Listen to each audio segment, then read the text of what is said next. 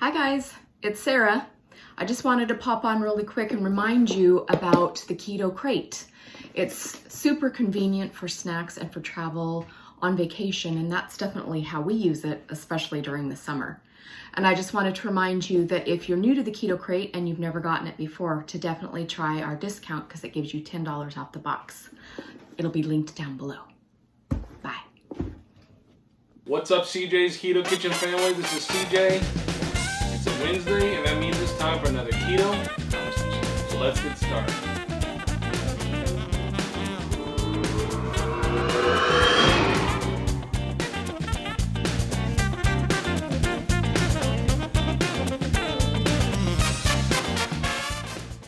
Alright, so it's another Wednesday, another week. Hopefully you're doing well. And we're going to talk really briefly tonight about Keto vacation tips. Keto vacation tips. And we've talked about this before. It's been at least 3 years. Yeah, we've talked about this before. We're going on a vacation. Well, and for 18 months, those were a little bit on the back burner for most people. Yeah, a lot of people weren't going on vacation. But we are starting to vacate a little bit more now. Yeah, people drive, people are getting out. See more things and other people. So. Yeah. So anyway, we just wanted to talk about vacation tips for doing keto and just some things that we try to do and hopefully to help you. Of course, you can do anything you want to do, but we're going to just jump right into this. So the first thing is prepare your food ahead of time. Things like pecans, treats, etc. Yep. So if you're gonna, either drive or fly somewhere, I take butter roasted pecans with me. I've taken them to other countries. I've taken them to multiple states. I've flown across the United States, and I always have my bag of butter roasted pecans. And yeah, you might, it might be interesting going through security, but we are still just fine. And I have them with me. So that means I can take them on the airplane, or you can take them in the car. If you get snacky, you always have something. Because a lot of times, especially if you're flying, they're going to give you things like cookies and pretzels and crackers, things that have a lot of carbs in them. And if you're hungry or you're nervous or bored, then you're more than likely going to reach for a product like that. But if you come prepared and you have some treats already with you that you have made, it can be very helpful. Yeah, and a lot of times we'll take pepperoni as well. Mm-hmm. That's something else that's handy that you can take because it does okay without being refrigerated necessarily. For a long so again, the point is prepare yourself ahead of time, and then it kind of goes with some other things a little bit further down the list, but do some research ahead of time. Plan ahead so you know what know how your flights are going to work, if you have layovers or if you're traveling. So a couple of weeks from now we're going on a trip.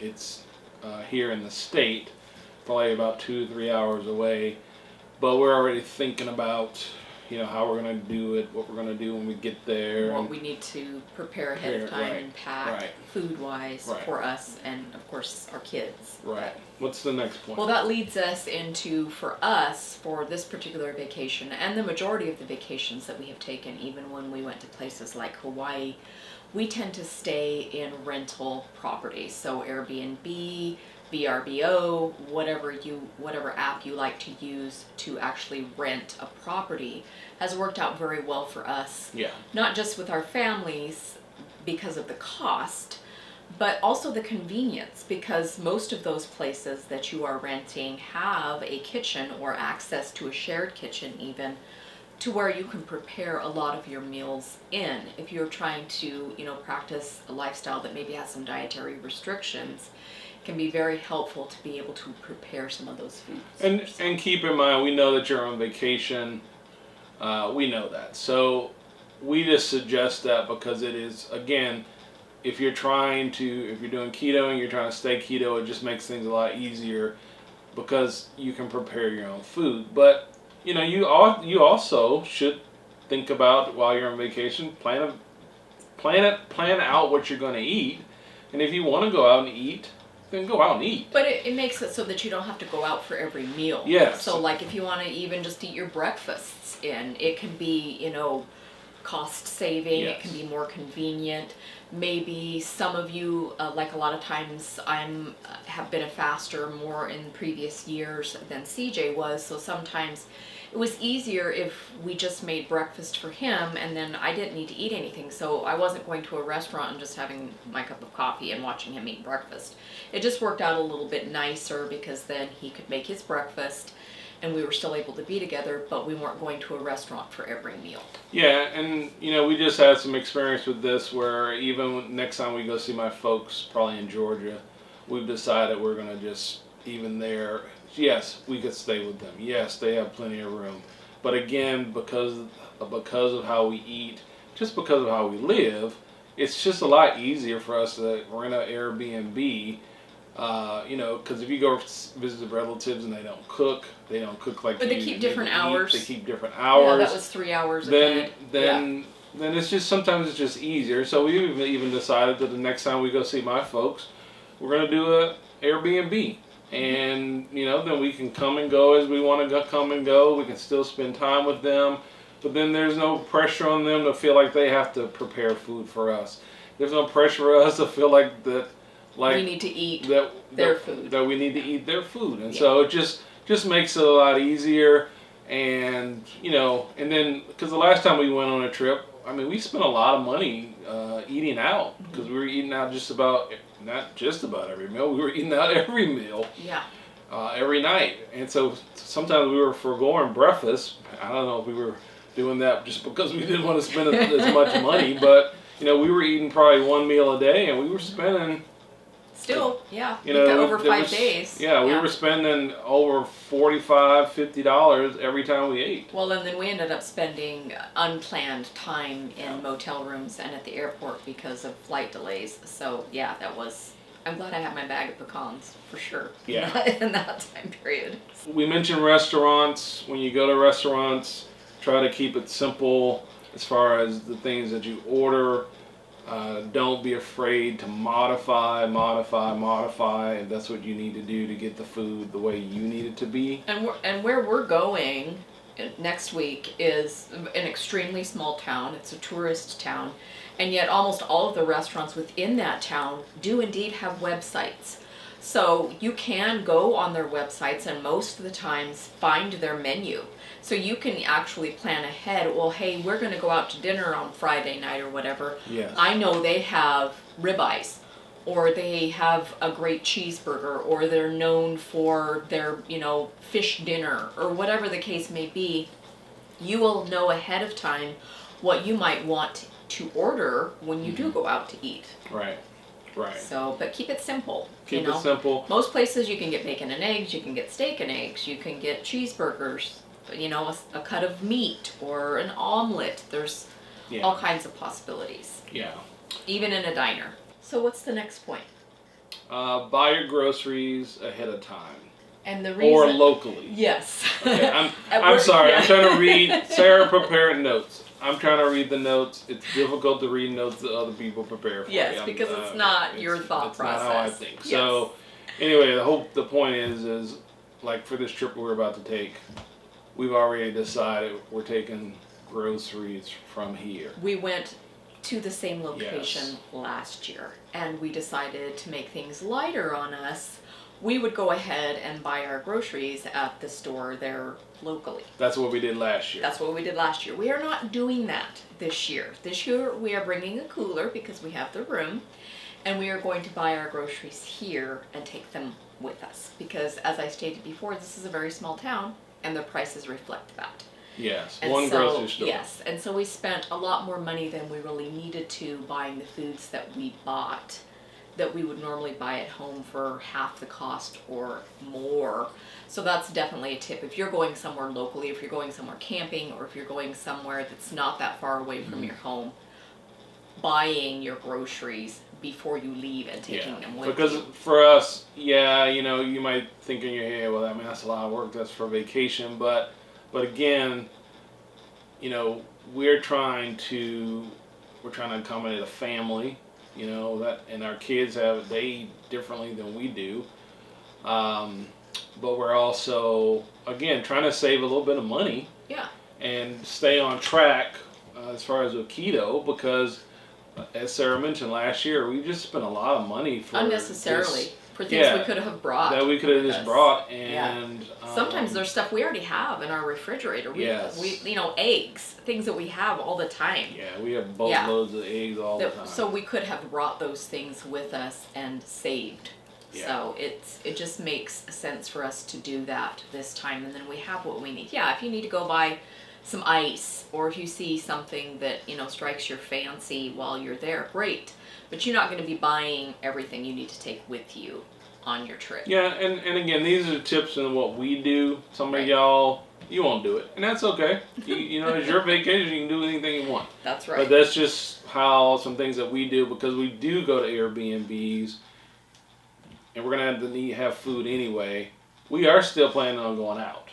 We've already decided that where we're gonna eat, and we decided on one family dinner out while we're there. We're only gonna be there for 3 days, so we've already planned it, and we've looked at the menu, and we've thought about what we might eat. I also plan on filming a recipe. We sometimes do that when we go on location. Right. I've done it in multiple states, and I do enjoy it. It's fun to cook in someone else's kitchen and to still prepare a meal. I plan on taking my air fryer. I took my air fryer last year, mostly because I had just got it last year.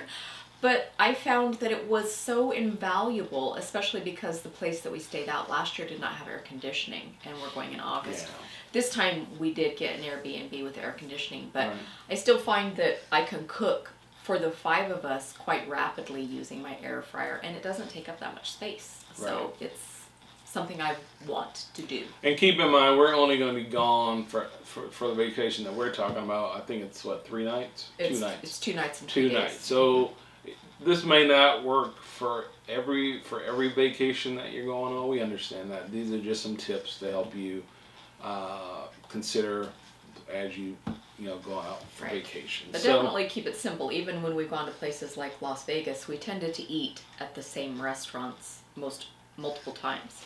Simply because when you found something that was keto that was good, we just kept going back there. Because a lot of the time, you're there for the experience, the fun, to see your family, to see something that's outdoors. You're not necessarily there for an eating experience, per se. Right. And then I think the last point here, remember, you're going on vacation. You're going on vacation to enjoy yourself, and I think you just kind of said that. Mm-hmm. But if you decide that you're going to splurge a little bit while you're on vacation as far as your eating goes, that's on you. That's a decision you have to make. We would encourage you to think about your long-term goals, because that vacation is a window of time, and sure, you're going to enjoy it, but do you need to fall off the wagon completely, and then you can't get back on because you did all this damage on vacation? Exactly. That's a decision that you have to make. Because some people can flip-flop from keto to non-keto very simply.